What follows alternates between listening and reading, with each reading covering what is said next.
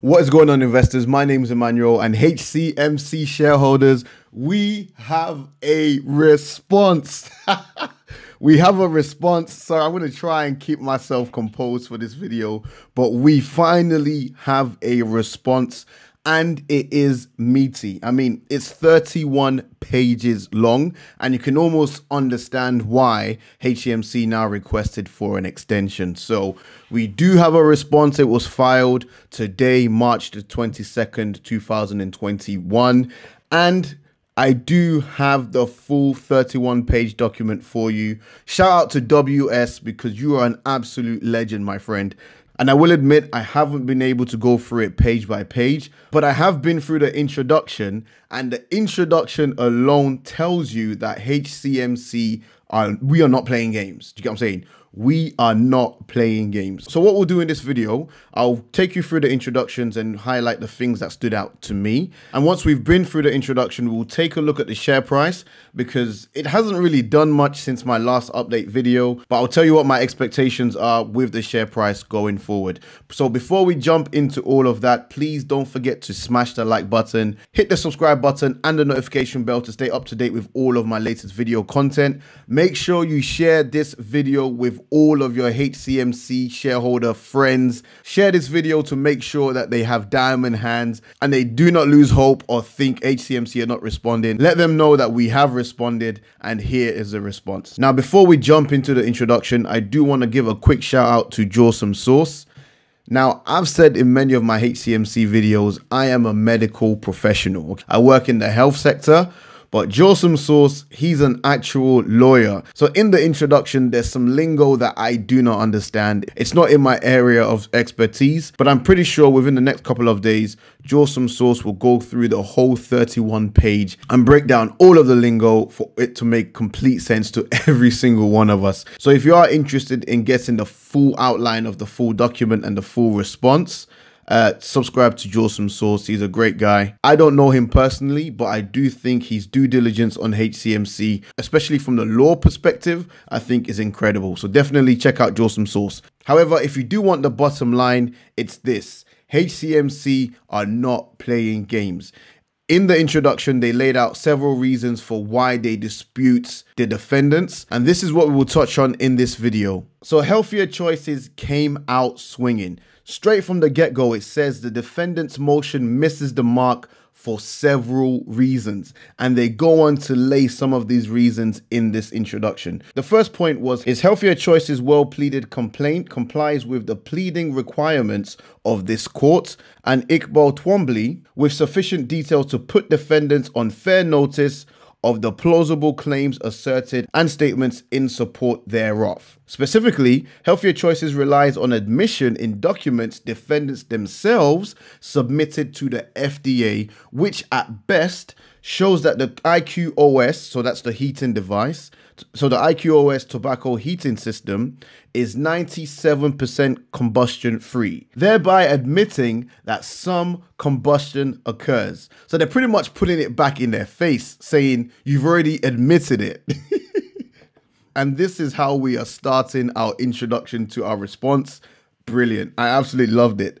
So the second reason they claim is just as fatal to the defendant's motion. The FDA scientific review appended to their motion as allegedly proving that the IQOS system is combustion free. In fact, shows that the FDA merely concluded that the defendant's data submitted to the FDA suggests that the combustion does not occur. The FDA statement relied upon by the defendants here neither refutes the 97% combustion-free statement set forth in the complaint, nor does it establish the non-infringement of 170 patents, claim 5 of which requires, inter alia, only at least partially combusting the combustible material. This is a tongue twister.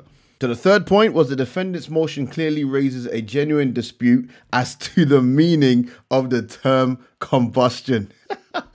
Wow, what a statement, as it is used in the claims of the 170 patent. Further, Defendants attempt to impermissibly rely on the FDA scientific review to advance a construction for the term combustion that is unquestionably disputed for the purpose of the Rule 12b(6) motion. Moreover, the FDA's approval of the defendant's IQOS system as a heat not burn device does not answer the question of whether a small amount of combustion, as that term is used in the 170 patent, nonetheless occurs in the defendant's IQOS system. This is why such reliance on such extrinsic evidence is disfavored when construing the claims of a patent. And they concluded the introduction by saying, at bottom, defendant's motion seeks to impermissibly expand the well-understood pleading requirements of Rule 8 and Iqbal Twombly to include requirements not supported by law of this circuit. For the reasons set forth below,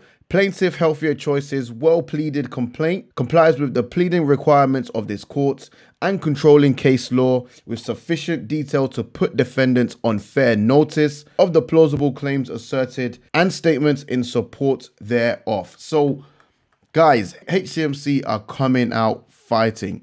Now, moving on to the share price, and these are still the same support and resistance levels that I drew for my very first video on HCMC. And if you've been following me since then, you will recognize this. From a share price point of view, we've been consolidating. We've been consolidating between 0.0021 and 0.0012. This has become our new level of support, and this remains a key level of resistance.